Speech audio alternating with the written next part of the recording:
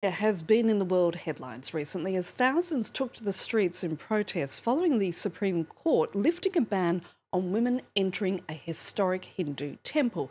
This as the country is also facing its own Me Too movement as the push continues to improve women's rights in a deeply traditional society. But this richly diverse country also is producing more and more female filmmakers, such as Rohena Gera. Her film Sir, the tale of an improbable romance, has just been released here in France. Let's take a look. अगं सरांची permission नाही घेतली अजून ना. Timings क्या है? तू से जा, सारा काम खत्म करके जाऊंगा. ठीक है. Thank you, sir.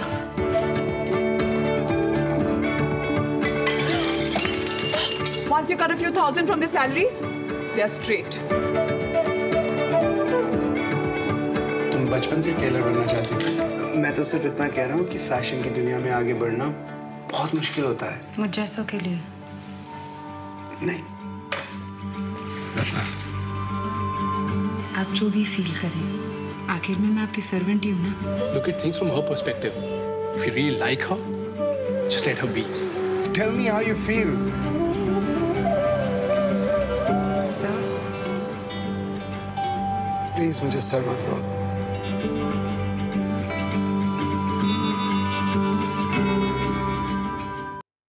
And Rohena Gera joins me in the studio today. Thanks for coming in, Thank Rohena.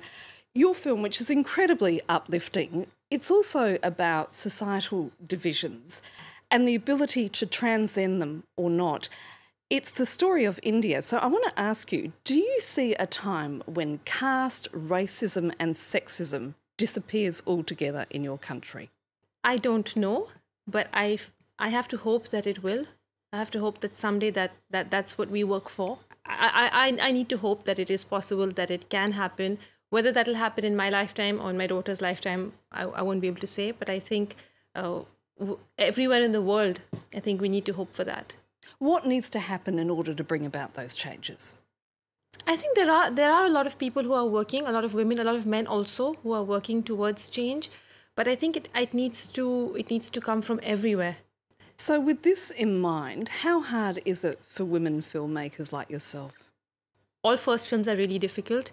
I think for me, it's harder. What's harder as a woman sometimes is that the story that you want to tell, if the person at the other end of the table when you're pitching doesn't understand why you want to tell the story, doesn't feel the story, that's what makes it hard. If the story talks about a woman or the story is emotionally something they don't connect to. I don't like to think of myself as a victim and think, oh, my film would have been easier if I was a man. The stories that interest me may not be the same stories that interest a man.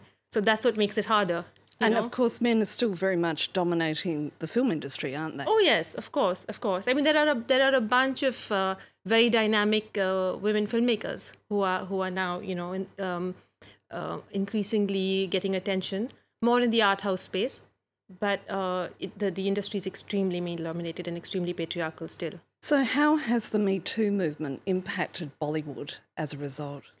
I think it's starting a conversation, at least. I think for me, it's extremely meaningful that conversation is happening, because for the longest time when Me Too started in the West, I kept waiting to say, when are people going to start talking in India? And they weren't. People were too frightened for so long, So the fact that those people are starting to speak out, and women's stories are being questioned, of course. They're being doubted. They're being, really...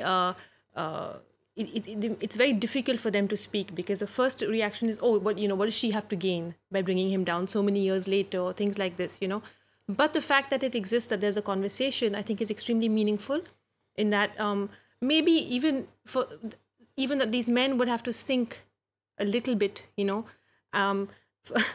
I personally, I feel glad that there are men who are perhaps guilty and having sleepless nights and wondering, oh my God, is she going to speak? Coming back to your film, the female protagonist is not a victim, is she? And there's a very strong feminist message as a result, isn't there? For me, it was extremely important that she not be a victim. She's an extremely dynamic, motivated person. Both Tilotma and I, the actress, and I were very clear that she has her dignity, in terms of the performance, in terms of the script. For me, it's about this woman who rises above her situation, which is also how I see women in India. they're not defined by these difficult situations that they live in. You know, they find a way to laugh and to survive and to transcend it. They're circumnavigating the obstacles, aren't they? Absolutely, absolutely. Which is what a lot of us do. You have to find a way. Not just in India. Yeah. You have to find a way to work within a system sometimes because it's not going to change in a hurry. So are the portrayals of women in Indian films starting to change as a result? There are some portrayals that are changing. They are showing women who are more open-minded, more outspoken. But it's still, I think it's a work in progress. What happens, I feel, is that it becomes either there are art house films that exist really only outside of India, that have a life outside of India, and then there are the mainstream films that have more of a life within India. What's interesting to me is to try to bridge that, you know, to have a film that can have a mainstream life, that people in India can watch, and you find a way to reach that audience while actually taking on interesting and challenging subject matter. You know, not just talking about rape to a foreign audience. Rohena, thanks for coming in. Thank you so much.